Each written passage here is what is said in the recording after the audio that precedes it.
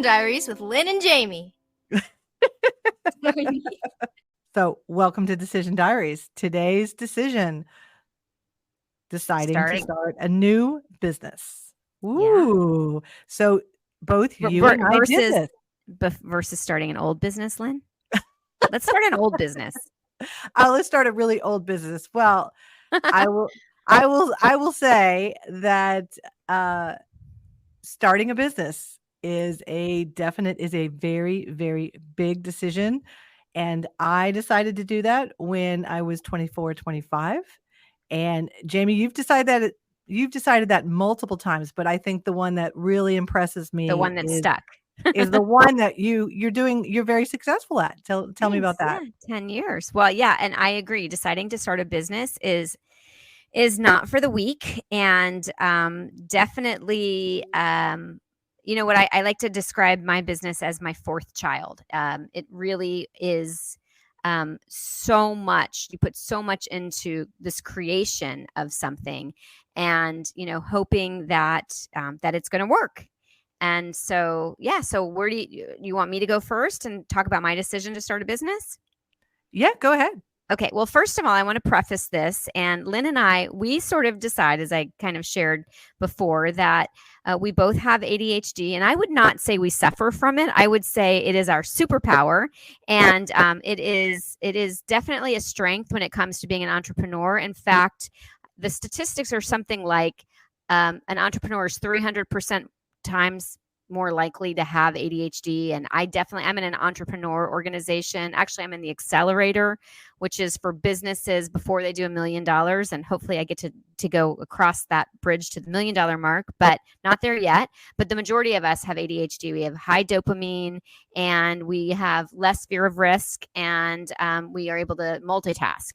So for those of us who are entrepreneurs, it's really hard for us to work for other people, because we think they're idiots. I mean, well, right now I am currently employed by a company. I do not think they're idiots. I will tell you that does explain a lot of my past firings. So we could talk about that in another podcast. The decision to get fired. Yeah, really, I think a lot that influenced me as an entrepreneur is that my dad and his brothers are very entrepreneurial, but my grandfather came over from Sicily to the United States at 15 and opened up his first restaurant, his only restaurant in Beaumont, Texas, Quality Cafe, at 18 years old. And I think every single time I had self-doubt, like, can I do this? I imagined coming to a foreign country at 15 years old and opening up a restaurant at 18. And I thought, oh, I'm 24. Look, I'm so seasoned. I'm a few more years than my grandfather, and I know English. I've got all these advantages, but it doesn't really turn out that way. And so I do have an early diary entry of where I actually, when the journey started. Okay. Let me give you a little background. This is November 2nd, 1994. I'm writing in my diary. I am currently working at a computer software company, very stable job. Parents very happy I'm off the payroll. And so this is scary for them too, when you think about it. So I write on November 2nd, 1994.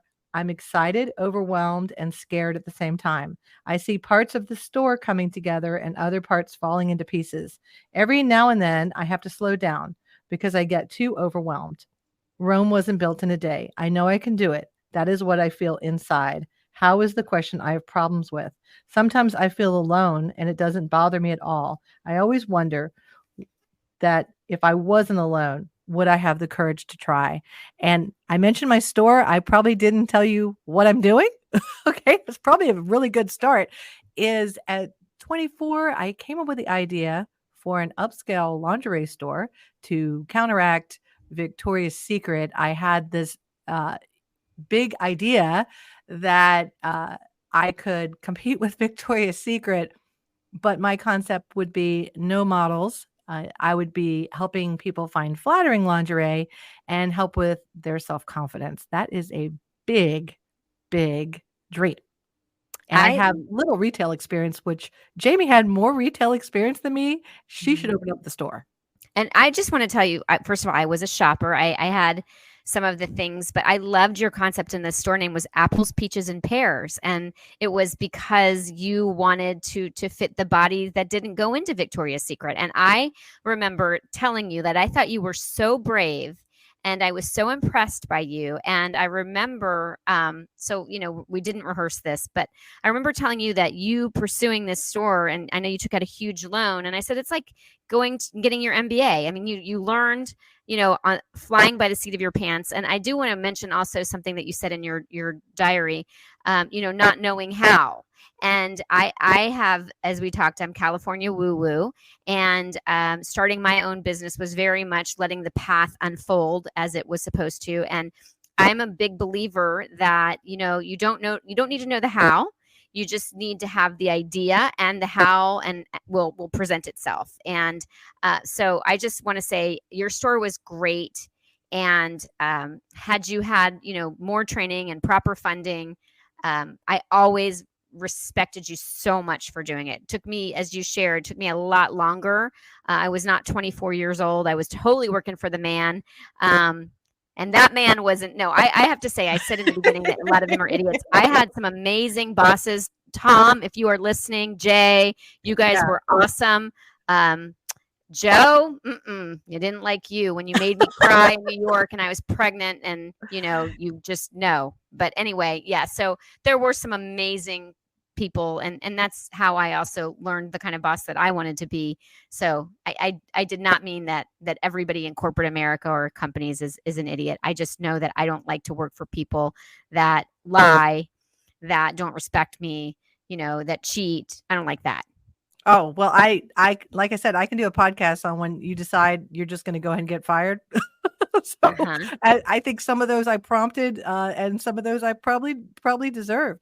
I was just giving you the hand gesture. Just turn it down a little bit, just because there was a couple of moments that I thought better. It was buzzing out. That's awesome. So now you guys know we are definitely live. We are not. This is not rehearsed. No. So I talked about the store. I'd like you to talk about your business. Give a summary of your business. Okay, so I'm going to share the company name, and because it's part of my story. But when I was 34 years old, I had a 1-year-old and a 3-year-old, and I was diagnosed with thyroid cancer. And I have to say that was a really good diagnosis. Lynn, you were one of my good friends when I was getting pathology and going back and forth to the doctor's office to figure out what I had.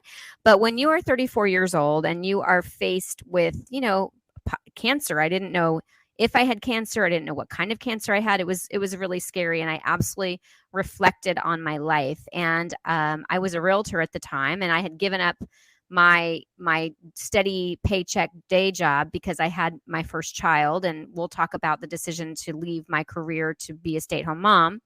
But I just wasn't happy. I wasn't fulfilled. I was doing really well financially, but I wasn't making a difference, and that really mattered to me. And I knew I wanted to start a business, but I had no idea what I wanted to do. And I remember it used to drive my ex-husband crazy because I'd be like, you have a word on the tip of your tongue and you can't think of it, but you know it, and you just, right? And I'm like, I don't know what it is. I don't know what it is.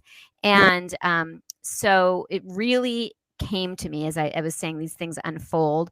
I had a friend, and she had a friend who had started an online eBay business helping seniors sell their belongings and make money, because a lot of seniors aren't technologically savvy. And so she was doing really well. So my friend approaches me and she said, hey, I've got this business idea.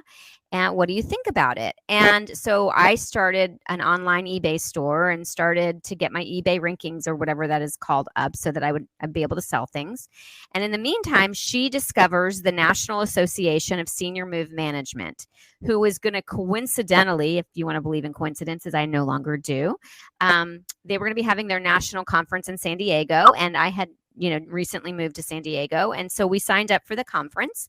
And, one of the things that they said in one of the sessions, because I was just kind of attending and getting a feel of, is this going to be the industry for me? she said that it was a really good career for realtors. And again, I had the real estate experience. I had done real estate for 11 years. I knew I was a good realtor, but I knew it wasn't what I wanted to do. So I was sort of like that light bulb moment, like, oh, ding, ding, ding.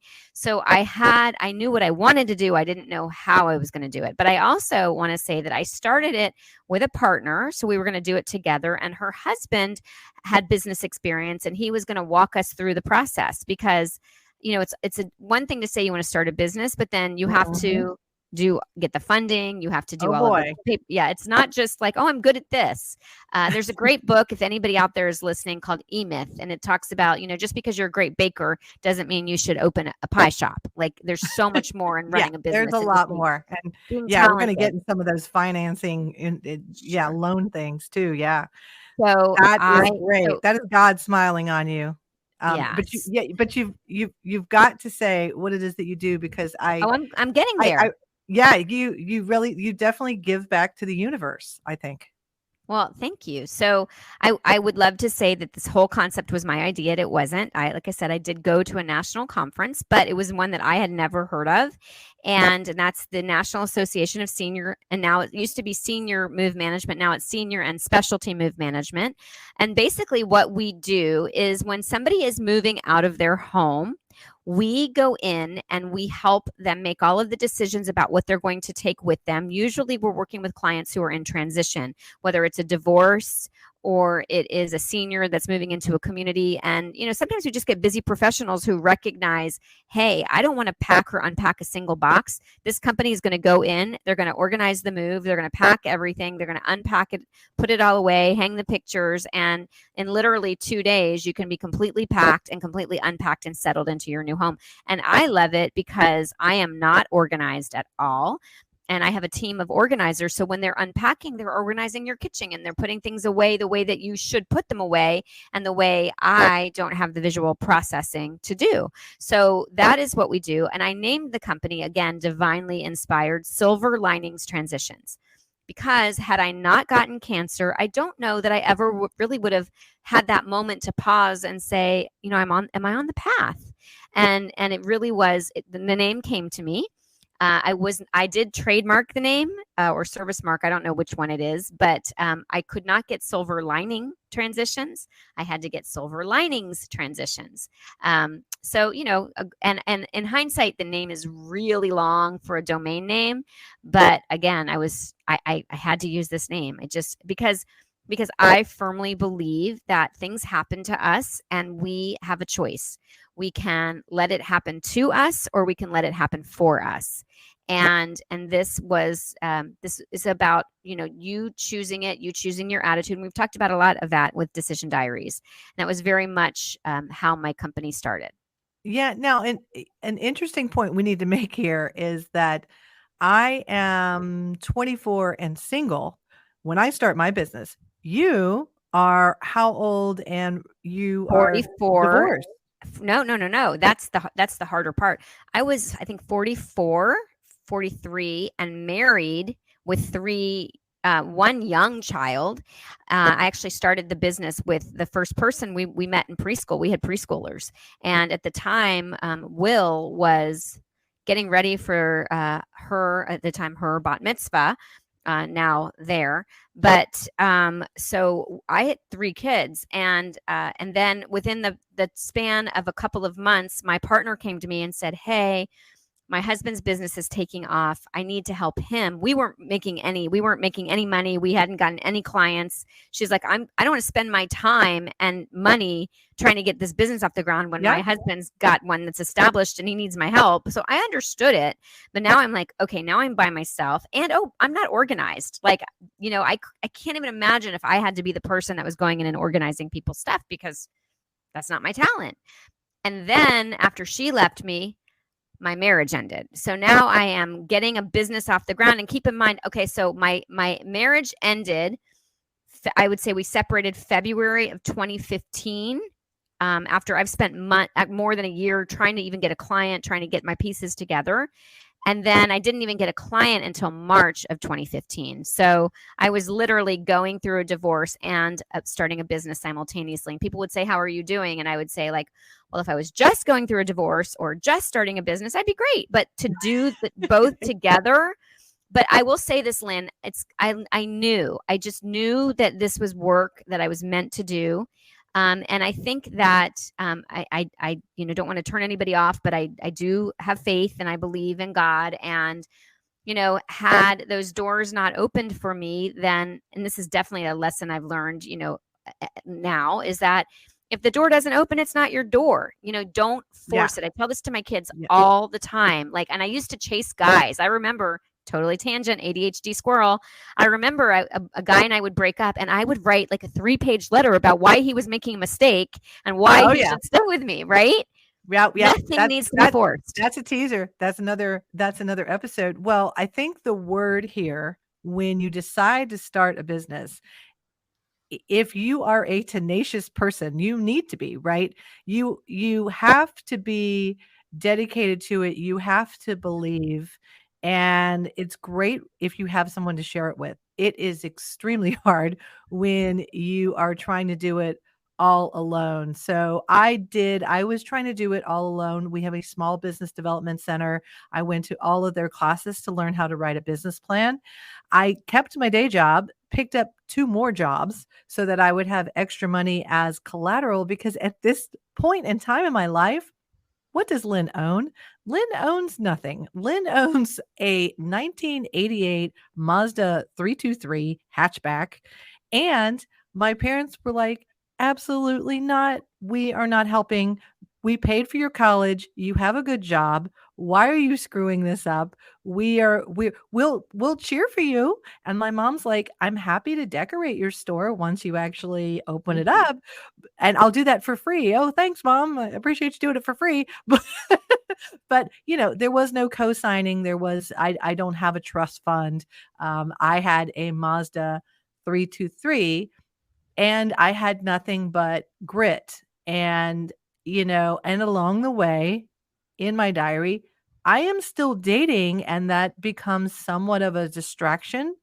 And at times when, dating was not going well, as you mentioned, your business kind of becomes your child. Well, my business became my boyfriend. I mean, my business did become my boyfriend. If I didn't have a boyfriend or somebody in my life that I could talk about my business with and kind of share, I put my head down and I spent all my time in my apartment by myself writing a business plan. And going through that process of writing a business plan was, how badly do I want this?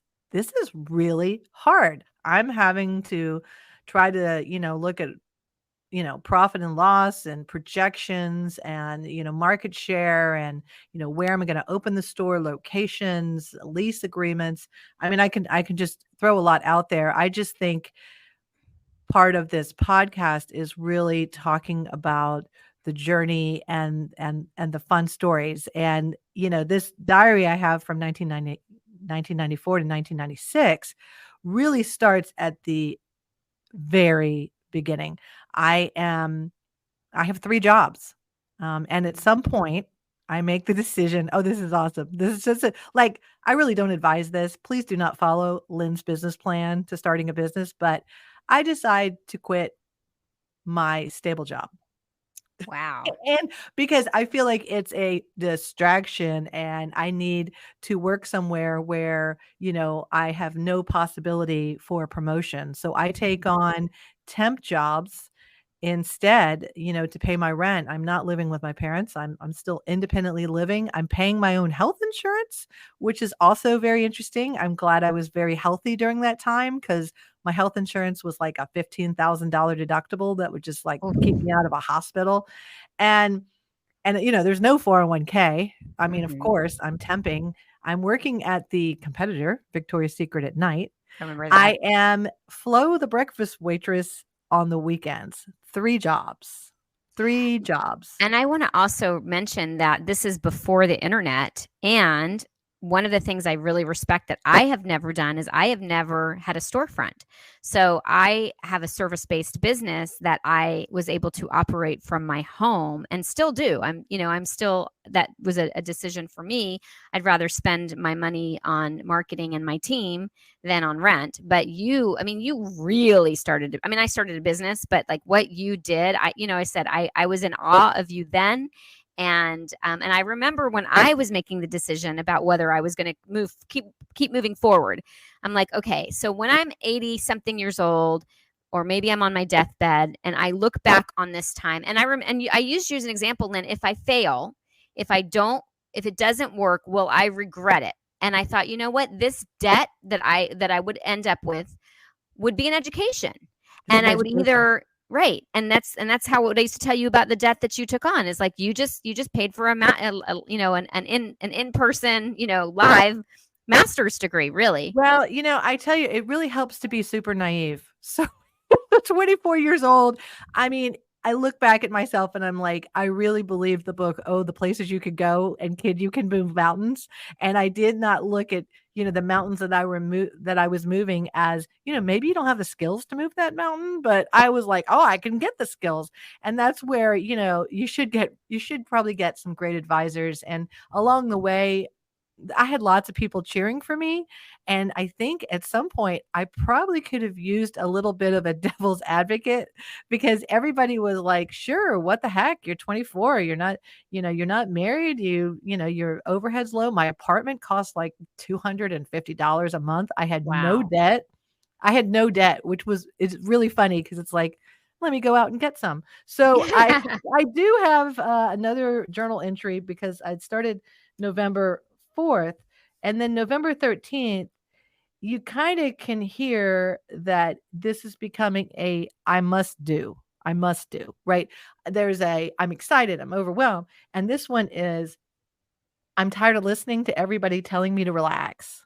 Like, I just don't know how to relax. And I didn't know, we talk about all these diagnoses now, but back then I don't know why I have twice the energy of everybody else. Everybody else is going to work and they do their 9 to 5 and they're exhausted at the end of the day. And I'm like, just not. Like, my brain is still going and I'm having problems relaxing. I put here, when I relax, I go into a coma. And I become a vegetable. I try to relax and I just can't do it. This is who I am.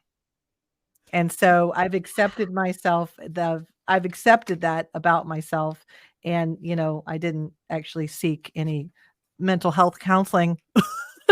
It's so interesting because, I was actually thinking when you were describing your family, and I would imagine that you probably, because ADHD is heritable, it's as heritable as height. So, all of those entrepreneurs in your family probably had ADHD, but, we didn't diagnose it. And then my father actually had it and it was very clear, but women or girls we were not diagnosed because it didn't present as hyperactive. So I feel like these women that are coming after us are so lucky because now they get the roadmap. They understand, oh, my brain needs dopamine, and it's like a satellite coming in, right? We didn't have that. So, it's interesting really to like listen to that diary and hear, what was going on for you. Yeah, I'm glad I found it because it's hard for me to bring myself back that many years now. If I was to tell a summary of it now, I'd be like, well, I did X and then I did Y, and it would kind of be a boring story because I would just give you where I ended up and you'd be like, oh, well, that was 3 or 4 years of your life. Now you're 50. I mean, that's like a blip.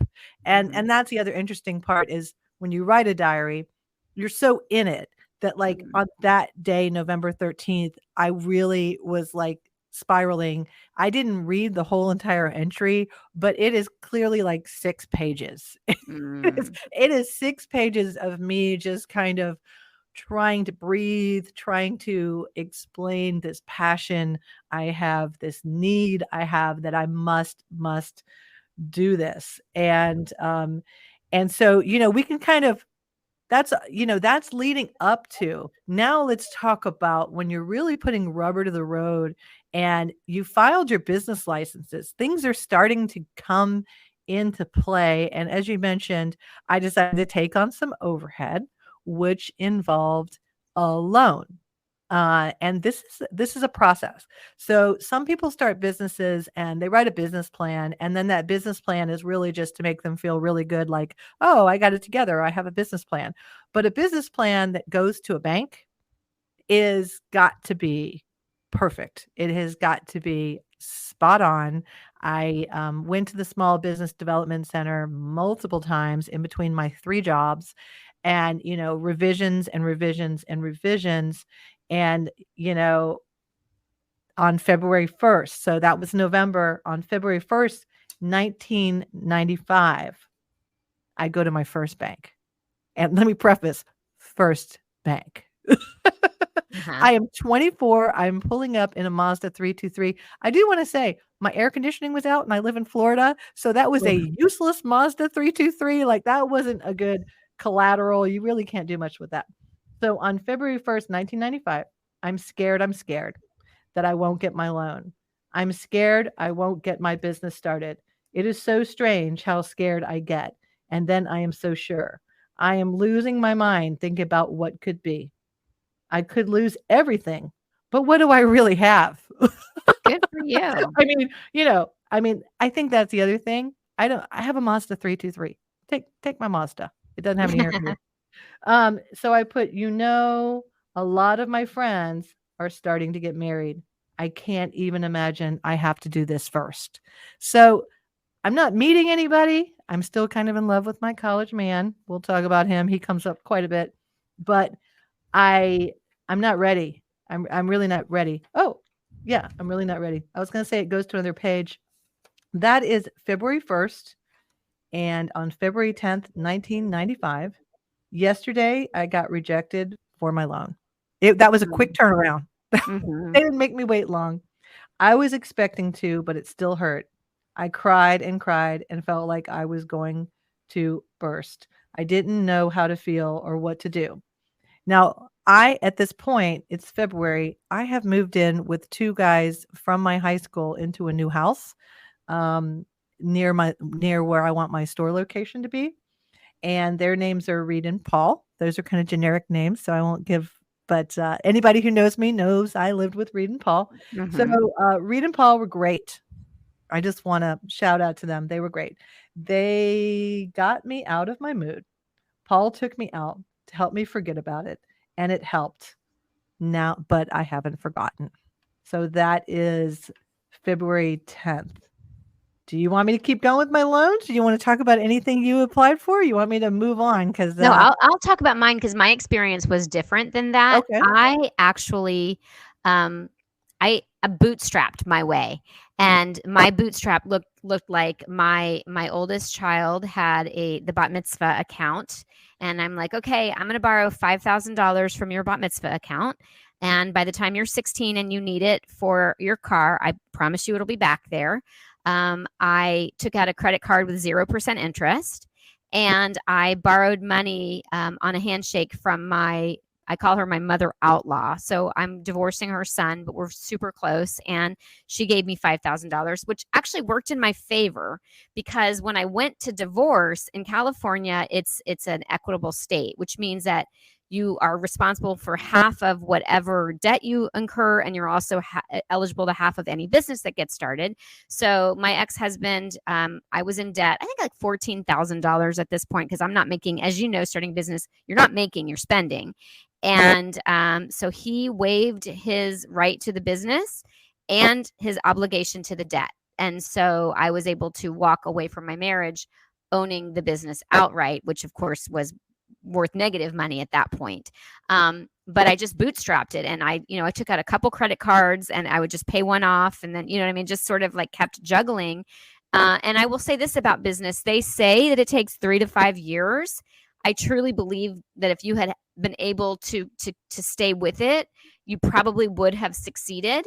But there's also a cost. There's a cost involved in making that choice. And even today, I would say, as I shared, my business isn't doing $1 million, Is it successful? It's successful in that we have a good reputation. I can pay all my employees and I'm not in debt. I couldn't afford to buy a house by myself in California. There are things I can't do, but I feel so good about the contribution that my company makes to other people. And I wish, like, I don't offer benefits and all of the things that I want to be able to offer to my employees because I don't make enough to do that. So, defining success is a different, but I really believe that it takes the 3 to 5 years, and your why is so important. It's like, what is my contribution? Why am I doing this? And, as we shared, for me, it was about servicing the clients and making a difference in their lives. But I also discovered while going through my divorce that women face a motherhood penalty often if they have given up their careers to stay home with their children, and then they've got to go back into the workforce. It's a scary place, and not everybody values life experience, and not everybody wants to give you the flexibility of being able to pick up your kids at the end of the day in carpool line. So or women, as we age, a lot of times we're outsourced out of the market. And so my company is a place to say, yeah, come. I mean, as long as you can do the physical work, because there's a part of that has to get done, and that's the packing and the unpacking. But my why has been super, super strong. And I love the book. Have you ever read Think and Grow Rich by Napoleon Hill? No. Wow. Okay. So there's a story in the very, very beginning, and he talks about when they were mining for gold. I think it was like out in California, and that there was this one guy, and he bought all of this equipment, and he was digging and digging and digging and digging, and he got discouraged, and he ended up selling the digging equipment to someone else. He's like, I'm done. I can't handle it. I don't think he made any money on selling it. 2 days later, the guy who buys his equipment strikes gold. Oh, So I tell you, yeah, that's always my worst, you have to worst be nightmare. Yeah, you have to be committed. And I will also tell you that ego has to check itself out. So one of the things that I did and that differentiated me is that we wore these bright mango aprons. I knew we needed an apron, and I had already designed the logo. It all came to me. And then I saw this color. I'm like, it has to be this. It's such a bright and fun color. And so what I decided to do is every time I went out marketing, anywhere I went, I wore that apron. And so people started to know me, and they started to know the business. And, even to this day, 10 years of marketing, I will still wear that apron. Even though I'm the owner of the company, most people know me because it distinguishes our brand. And then if anybody goes out and represents us. But, would I like to wear the pretty dress? Of course, but Well, yeah, I think I put a lot of thought into the store, and I actually had somebody come and hand paint encouraging things in the dressing room. My why was really important to me.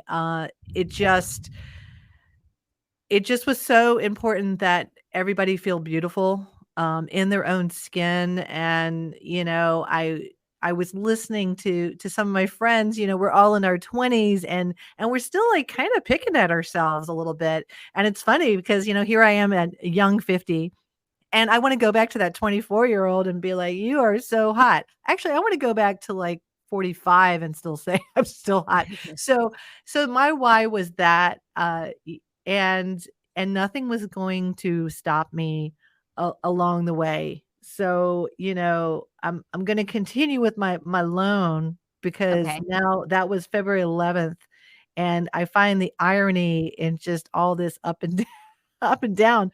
February 22nd. What a difference a week can make. Whoops. Oh, I moped all week, and then I approached Compass Bank.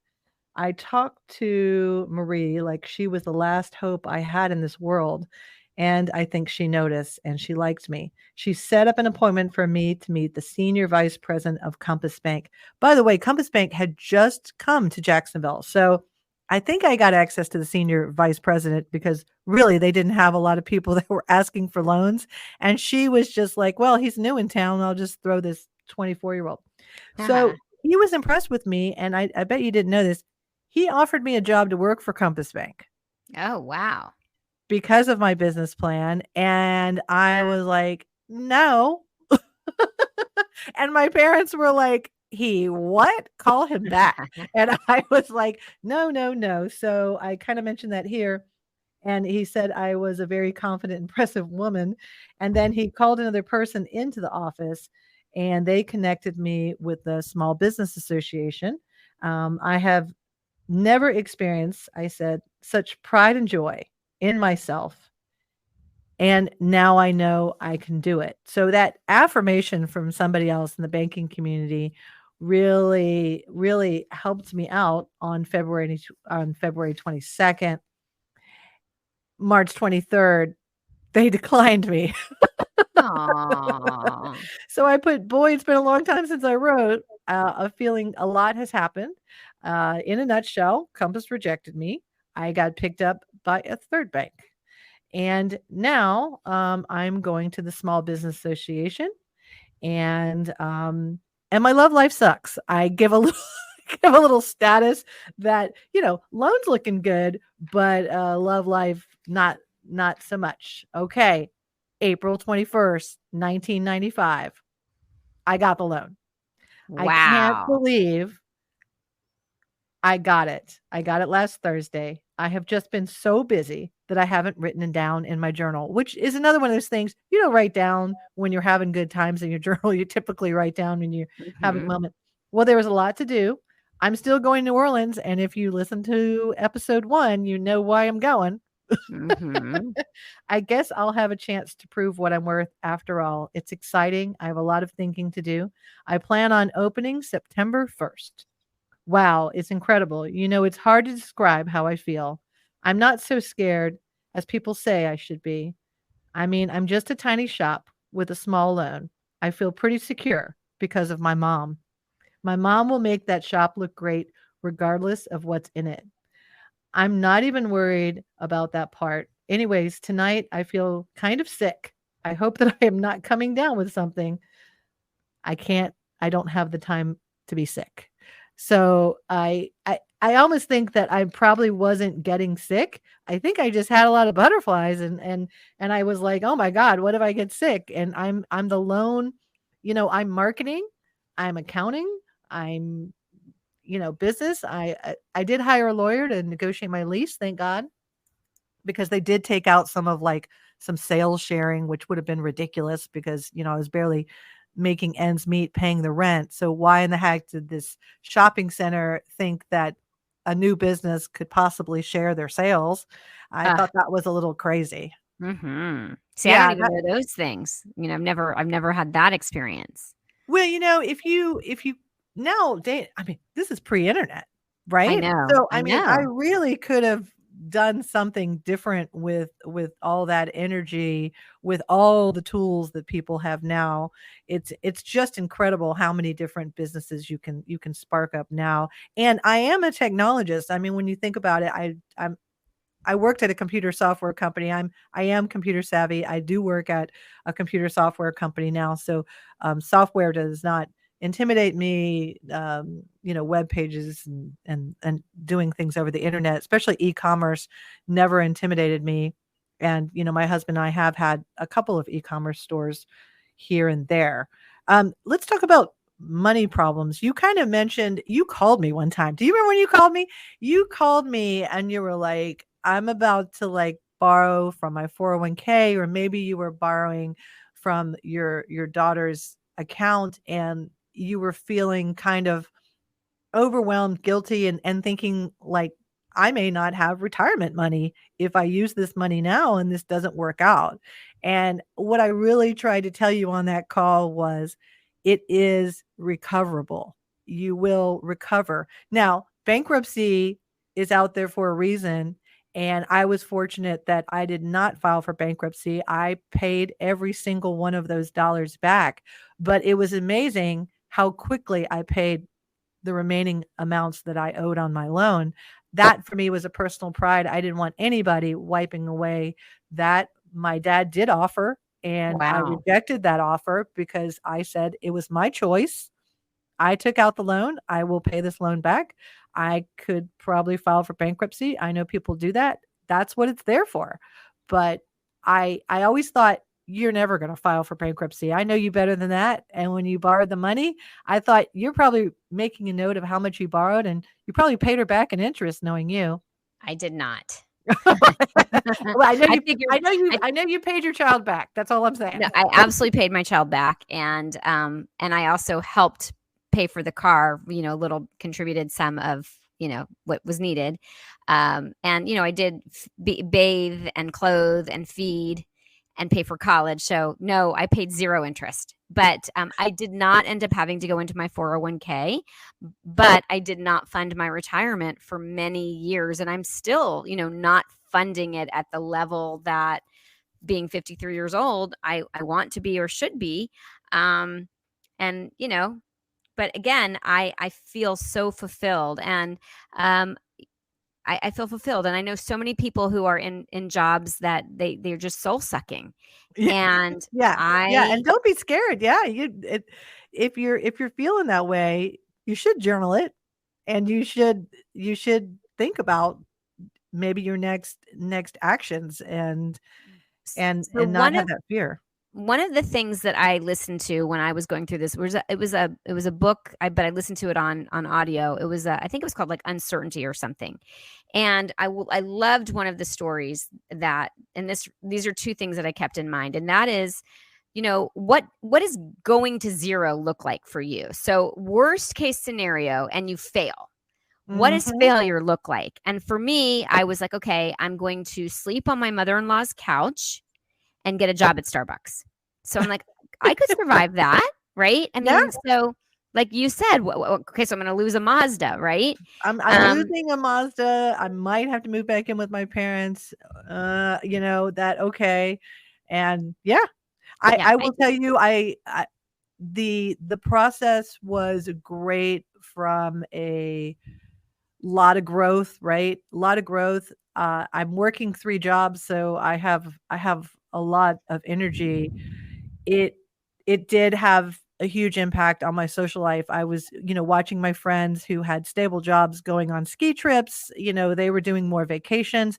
The only vacation I allocated myself and gave myself a break, and this I would kind of do over. I would say you have to give yourself a little bit of a break here and there. Too much business is too much business, but I gave myself New Orleans, and that was a good break. So that got me all loosey-goosey and ready to get back into my business. Yeah. They say you have to have a work-life balance. You have to have both. Yeah. And I've heard people tell stories about how they took a vacation and more business came in, while they were on vacation. I mean, you also have to say to the universe, okay, I'm going to receive, I'm going to trust that this is going to be okay. And,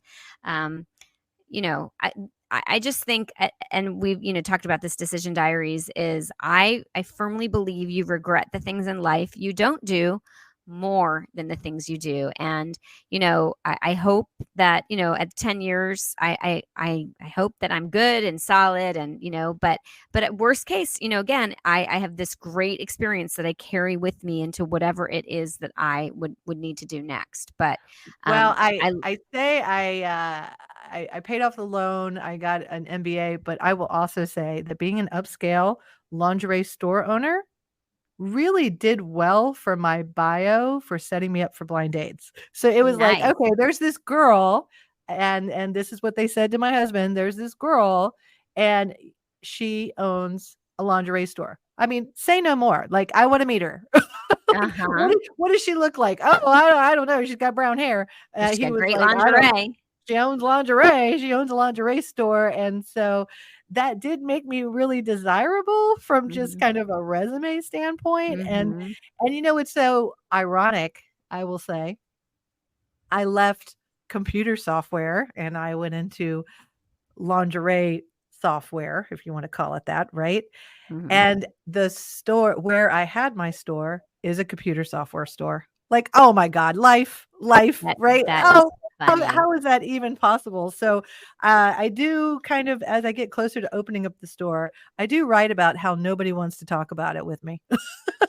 Like, everybody's tired of the store. My roommates are tired of the store. I'm getting inventory. I'm putting it into our house because I don't have, keys to my retail store yet. So I'm storing it all in the house. And, my two guy roommates are just like, blah, blah, blah. Like, oh, please, would you stop talking about the store? And it really is not a lot of time. And so, I kind of write in June, I wish I had somebody to share this with. And, I think that's where partners are so important. That's why I just enjoy you so much being on this podcast with me, because partners are so important to kind of have that yin and yang. And like when Mhm. nobody else wants to hear about it, maybe your partner wants to hear about it. You have some great employees. I flew out there and I got to meet them at a time that, once again, I was having one of those times working at a different company than I am at now. And I was hitting that ceiling again. And I called Jamie and I said, please let me come out and visit you and be among entrepreneurs and just a good company with a good why. I'll do anything to help you in any way that I can, technology wise, anywhere you need me. And it really rejuvenated me to But you were be working amazing. with you. You came during COVID when my business was shut down, and I appreciated what you had to offer, and I wish that we could have been partners in that in some way and made it work. But you never know what the future is going to bring. I think we need to wrap it up, Lynn, because Yeah. you and I love hearing each other talk, but I want to make sure that we are leaving our listeners with information that if they are going to benefit from. So what would you say would be your best piece of advice for somebody who's considering starting their own business? Oh my. Okay. If you have one in your head, you may want to go first Yeah, on that I'll go one. first. I'll Okay. give you a couple. I would say you have to have a solid why, because there are going to be days of doubt and you are going to question it, and you have to really believe that you have a purpose in what you're doing. And I would also say, there's a difference between forcing something that shouldn't be forced and tenacity. If you believe in your why, and you have to just wear that apron, you just have to like knock on one more door and face the rejection. And then at the same time, if things aren't working out and nothing is working and you're constantly meeting those doors that you cannot open, that's another consideration. But you got a solid why. You will be surprised at how the universe conspires to help you succeed. Alchemist is one of my favorite books, and it's definitely the underlying theme of that book. So I'm gonna do a mic drop here. Okay. And I will, right? Okay. Yeah, And go. I am going to say that I have no regrets about opening up my business, because I had great sex in that store. So if you visited my store, I never had sex while anybody else was in the store. Don't get me wrong. I never had sex when any customers were there. But, as I was dating my husband and I had to spend all my time in my store doing late night inventory and we're surrounded by lingerie, I mean, things happen. And Please, I please, was please like, don't tell how me you many put. people could say that they had sex at a business that they owned? This girl can, and I'm very proud of it. And I just wanted to end with that. I know it's like a little braggadocious moment, but it was when I was 24. And I could say it now as I'm in my young 50s, that we go back to that. We go back to that. As we're doing this podcast, my husband and I are almost reliving this. And he brought that up the other day and he was like, yeah, we did that. And I was like, yeah, starting my own business. That's what happened. So once again, no do-overs, no regrets. I want people to share with us if you have some business ideas. You're journaling right now. Please share those with us. We'd love to have you on and have you talk about where you are in your journey. Yeah, it was great. Thanks for Okay. listening.